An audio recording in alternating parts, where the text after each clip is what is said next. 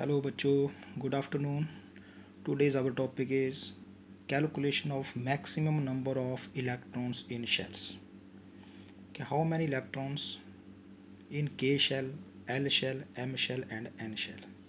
तो आपके पास बेटा ये टेबल पड़ा है, इसमें आप देख रहे हैं K shell, L shell कैसे 2 इलेक्ट्रॉन, L shell में 8 हैं, M में 18 हैं, आपका N में 32 हैं. इलेक्ट्रॉन कैसे पॉसिबल हैं? Now we know that K shell contain only 2 electrons, L 8, M 18 and N 32. अब हमें ये तो पता है कि इतने इतने इलेक्ट्रॉन में होते हैं, बट अब क्वेश्चन ये है कि ये इलेक्ट्रॉन कैसे होते हैं, कैसे K में 2 इलेक्ट्रॉन होते हैं, L में 8 होते हैं, M में 18 होते हैं और N में 32 होते हैं. बेटा इन नंबर को हम 2, 8, 18, 32 इनको हम मैजिक नंबर बोलते हैं. मैजिक नंबर्स मतलब ये ऐसे नंबर्स हैं, इनसे पूरे पीरियोडिक टेबल के हम एटॉमिक नंबर एलिमेंट्स को हम बड़े अच्छे तरीके से याद कर सकते हैं. इससे पहले बेटा आपने फार्मूले पढ़े होंगे कि ठीक है, हर एक शेल में अगर हमने इलेक्ट्रॉन निकालने तो हम पढ़ते थे n इजिकल टू 2, तो एक फार्मूला लगाते थे 2 इंटू एन स्केयर. इसमें हम n की वैल्यू पुट कर देते थे. अगर n इजिकल टू 2 है तो हम ये देखते थे कि इस यहाँ पर L शेल है and L shell mean 2 into 2 square that is 8 means L shell contain only 8 electrons. लेकिन अब ये क्वेश्चन ये है कि ये कैसे आते हैं. तो स्टार्ट करते हैं बेटा.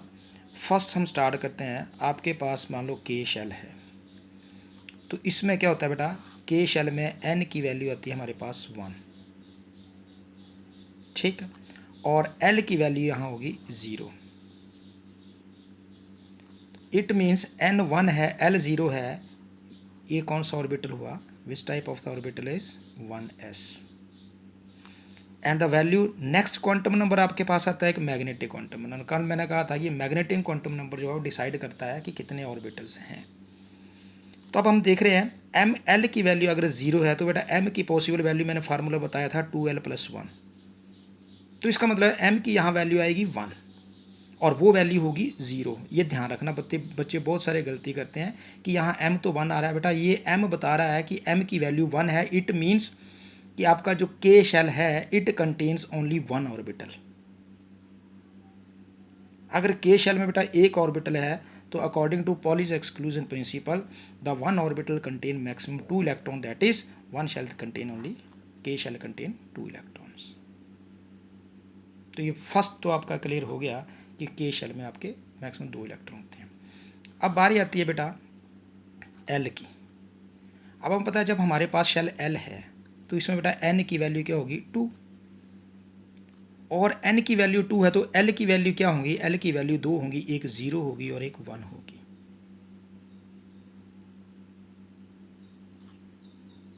अगर 0 होगी तो इसका मतलब है ये 2s ऑर्बिटल होगा. अगर 1 होगी तो इसका मतलब यह है कि ये आपके पास जो ऑर्बिटल है ये 2p ऑर्बिटल होगा. अभी आप निकालो वही m की वैल्यू में नंबर ऑफ ऑर्बिटल निकालने हैं, शॉर्टकट तरीका में बता रहा हूँ. s 0 है तो इसका मतलब इसके पास कितने ऑर्बिटल होंगे, इसके पास वही s है तो s में एक ऑर्बिटल होगा. अगर p के केस में अब मैं बताऊं कि p में 3 ऑर्बिटल होते हैं, कैसे निकालेंगे बेटा. p में अगर l की वैल्यू हमारे पास 1 है तो m की वैल्यू के लिए हमने ऑर्बिटल निकालने हैं 2 इंटू 1 + 1 दैट इज 2 इंटू 1 2 3. तो नंबर ऑफ ऑर्बिटल हमारे पास 3 आ गए. अब मैंने कहा था कि अगर फर्स्ट ऑर्बिटल है इट कंटेन्स 2 इलेक्ट्रॉन, 3 ऑर्बिटल हैं तो एक ऑर्बिटल अगर दो मैक्सिमम 2 इलेक्ट्रॉन कंटेन करता है बेटा तो 3 में कितने होंगे 6 होंगे और 6 + 2 दैट इज़ 8. इसलिए मैंने कहा था कि L शेल में ज़्यादा से ज़्यादा अपने मैक्सिमम जो है 8 इलेक्ट्रॉन होते हैं. बहुत इजी है. नेक्स्ट M की बात करते हैं बेटा.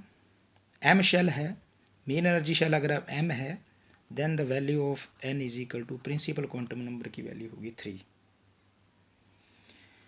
तो इसमें पॉसिबल वैल्यू L की क्या होगी बेटा, 0 होगी, 1 होगी और 2 होगी.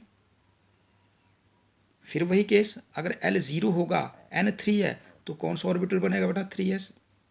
अब और शॉर्टकट तरीका मैंने आपको कहा s ऑर्बिटल में s जो सब शेल है इसमें सिर्फ एक ऑर्बिटल होता है. अब n3 है और L1 है बेटा, तो ये कौन सा ऑर्बिटल होगा? ये होगा 3p। और p ऑर्बिटल में अभी आपने प्रूफ किया, p ऑर्बिटल में कितने, p सब शेल में कितने ऑर्बिटल होते हैं बेटा? 3। वैल्यू अगर m आपने निकालना है, m की वैल्यू में आप पुट करके देख लो, ये 3 आएगी टोटल वैल्यू। और मैंने कहा था m जो मैग्नेटिक क्वांटम नंबर है, ये आपको ऑर्बिटल्स के बारे में बताता है, नंबर ऑफ ऑर्बिटल में आता है।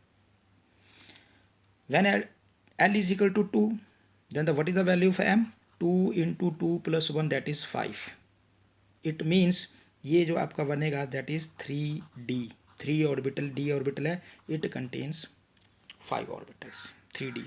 ये 3d सब शेल है, ये 5 ऑर्बिटल्स कंटेन करेगा। अब अभी कहा था मैंने कि हर एक orbital, each orbital contain maximum of 2 electron. 1 orbital, that is maximum of 2 electron, 3 orbital, that is 6 electron, and 5 orbital, this is 10 electron, and the sum of 2 plus 6 plus 10, that is 18, and m shall contain 18 electron. Now next one is n.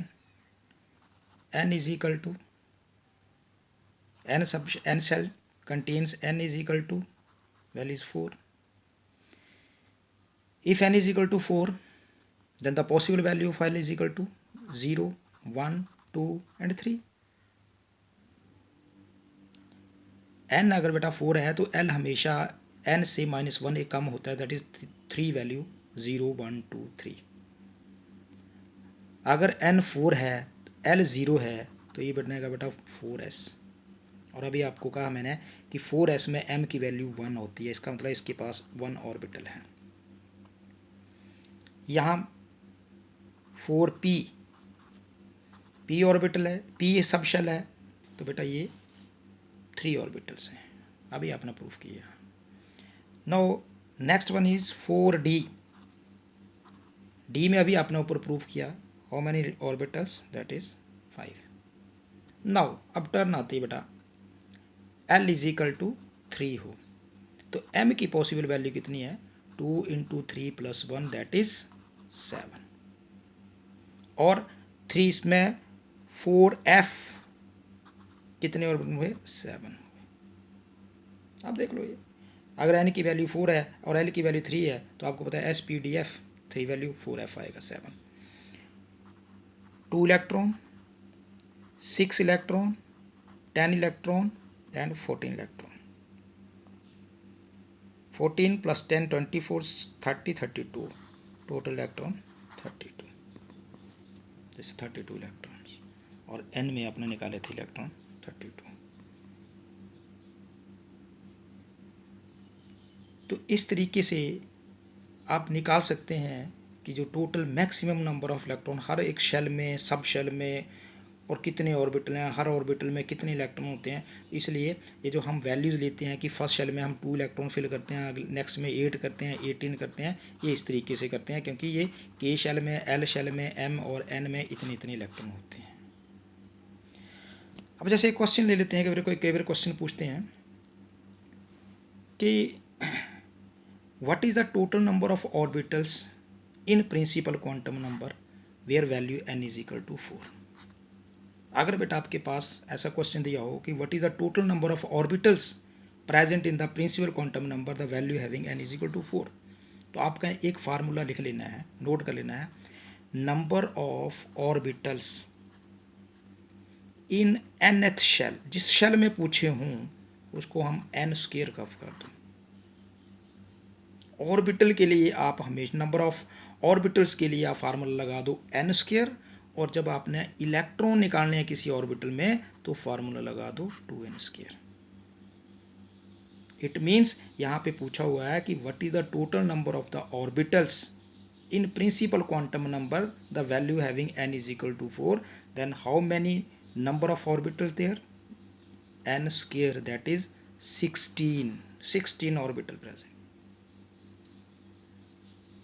and 16 orbitals means one orbital contain maximum 2 electron, that is 32। और अभी आप देख रहे हो n is equal to 4 की value जो है वो आपकी कहाँ आती है? k, l, m, n। और n में है 32 इलेक्ट्रॉन, वो अभी आपने प्रूफ किए थे, ये n शेल 32। तो इस तरीके से आप बेटा, ये बहुत सिंपल तरीका है, लेकिन ये हर एक को पता होना चाहिए कि अगर फर्स्ट शेल में बेटा 2 इलेक्ट्रॉन हैं, अगले में सेकंड में 8 हैं, 18 हैं, 32 हैं, वो कैसे आते हैं, किस तरीके से हैं इलेक्ट्रॉन। तो ठीक है, आज ये आपको मैंने इसके बारे में इलेक्ट्रॉन कैसे निकालते हैं कैसे हम करेंगे, क्योंकि अब हम इलेक्ट्रॉन कन्फिग्रेशन की तरफ जा रहे हैं। तो कल मैं इससे पहले आपको शेप्स के बारे में बताऊंगा कि SPDF शेप्स कैसी हैं, और फिर हम साथ साथ में इलेक्ट्रॉन कन्फिग्रेशंस कौन कौन से रूल्स फॉलो होते हैं वो रूल्स समझाऊंगा, फिर उसके बाद हम कन्फिग्रेशन करेंगे। Good bye.